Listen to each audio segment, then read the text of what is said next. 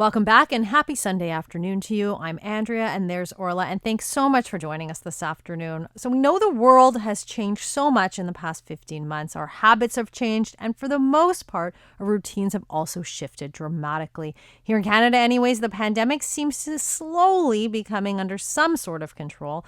But if you're feeling anxious and nervous as the world starts to open up around us and this return to quote unquote normalcy, whatever that means, is on the horizon, then you're not alone. In fact, more than half of Canadians say that they are anxious about post-pandemic life. So how can you cope if you're one of these people? Dr. Manit Bhatia is a clinical psychologist from the Bhatia Psychology Group in Toronto, and he joins us now.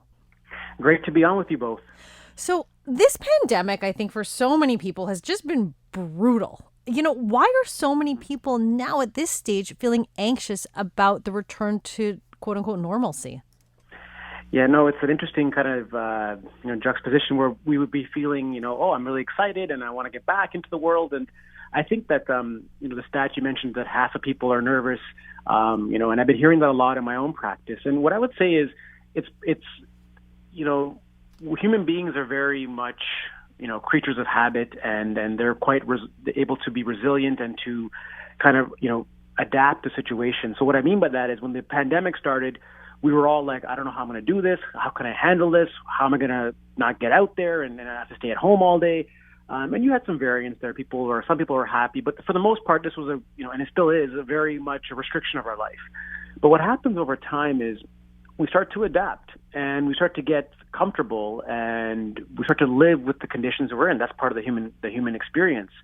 And what's happening now is, it's allowed for some people, unfortunately, that anxiety to kind of grow and to kind of crystallize about, I'm not used to seeing people. I'm not used to talking to a bunch of people. I'm not used to getting in my car and driving. I'm not used to getting on the metro or the subway. And being in crowded spaces, and that was stressful enough before the pandemic. But now you're making me go back to that. Well, let's be honest, the virus is not gone, right? So a threat still exists, and depending on where we're at in our journey, hopefully less and less. But you're making me go back to a thing I haven't done in many, many months. That might have caused me anxiety, perhaps to begin with, but I'm going back knowing that this threat that was the reason why we stopped still exists. That's a normal response. Right? So what I say to patients and people listening is the fact that you're able to acknowledge you're nervous and anxious is a good first place to start. And I think it needs to be understood as, a lack of familiarity, a lot of the uncertainty. What is it going to look like? Do we have to keep distance? Do we wear masks? Is it going to be a hybrid? Are the subways going to be filled? Is everyone vaccinated, not vaccinated? So these are questions that we're all kind of grappling with. And if you already have a propensity to struggle with uncertainty and lack of structure, that can only serve to heighten it. It's really interesting, Dr. Bhatia, how people are coming out of this pandemic with different views, because I know Andrea and I, as soon as we heard terraces were open, we booked the hair appointment, we booked the terrace, and we were so excited to see each other and have lunch together. It was like the highlight that we've waited for a whole year. And then It's true. and we had a fabulous time. And on the other hand, I have friends that are incredibly outgoing before the pandemic, and I'd say, oh, let's book a lunch. And I would be met with I'm not sure. I've been staying in a lot. This seems a big step. So it's interesting how it has changed personalities and people's thinking after a year of being stuck at home. Yeah, no, it's a great point, and I'm still praying for my haircut because my hair is getting out of control. But it's true. You're in Toronto, eh? The hairdressers yes. are still closed. No, I'm trying to survive here. But sorry. But I think I think you raise a really good point. I think it's reframing it, right? That everyone's comfort level will be different. Everyone's risk tolerance is different, and that goes in terms of life as well, right? You might be more inclined to want to go skydiving. I will never do it, as an example point, right? And there's a continuum we all live on, and I think the important thing to say is to understand that in some way it's A is our tolerance levels, B is the ability to slowly come out of that quote unquote shell, right? So the friend or the colleague or the family member who says, I'm not comfortable yet going to a restaurant or a patio, say, okay, let's start off by maybe, going to a park or something, or going for a walk, or whatever it is, right? So I think it's systematically building up that exposure, because what happens is we create these ideas of what this threat might be. Anxiety is by definition the idea of like fearing some future threat, right? What if? So right. Part of it is to say, okay, let's try it out. We'll go to maybe we'll go on off hours to a patio, two of us, and then you experience that. You realize, hey, this was actually a lot of fun. I could see you in person. We could have a couple of drinks. We could have a little bit of a laugh. And, knock on wood, nothing happens. And then you're like, okay, the next time I get invited, I'll be less nervous. So it's gentle exposure. It's giving yourself permission to get out there. And the other part is, understanding that why that fear exists is obviously because it's a protective measure, right? Like we were told for so long that being around people could put you and them at risk. So I think it's reframing the story. It's saying, as we open up, as we're more vaccinated, as the numbers go down, the world is getting safer, which is important to say, like, you're not going out for lunch on the terrace or getting a haircut in the middle of a deep, bad wave, 3,000 cases a day, whatever it is. The world is changing. So it's like slowly recognizing the threat, albeit exists, is not as heightened as it once was. And that's what gets people stuck when they have a hard time being in the present and looking at the situation for what it is versus generalizing, an older kind of mechanism in the present moment. Does that make sense? It makes complete sense. Right. Makes complete sense.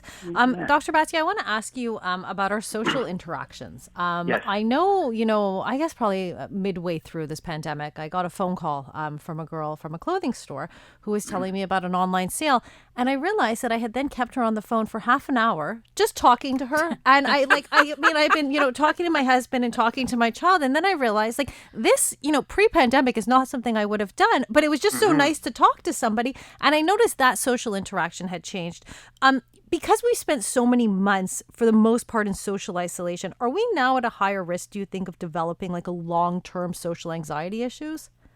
I mean, that's a fair question. I mean, I think the boring answer would be we're gonna see as it plays out, right? But I would say it anecdotally, and I think this is why we're having this important conversation. Is I think there's that risk of it becoming harder to come out of our kind of default of being isolated, and it's going to take work, right? So things we would take for granted. I mean, and this granted idea goes on both sides. When I say that, I mean the following: we took for granted just how easy it was to communicate and to talk and to be, to feel quote unquote, normal when we socialize, and not to think about like, okay, are they vaccinated?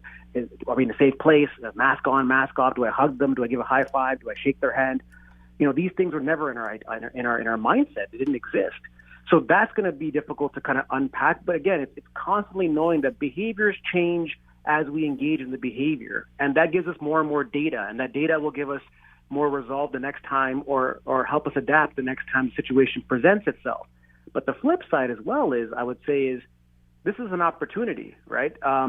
We all, in varying degrees, I would say, if I could be so bold, took things for granted, right? Yes. Right. We'd walk down the street, our heads in our phones, bumping into people and talking to our friend across the city, but not even saying hello to the person right in front of you.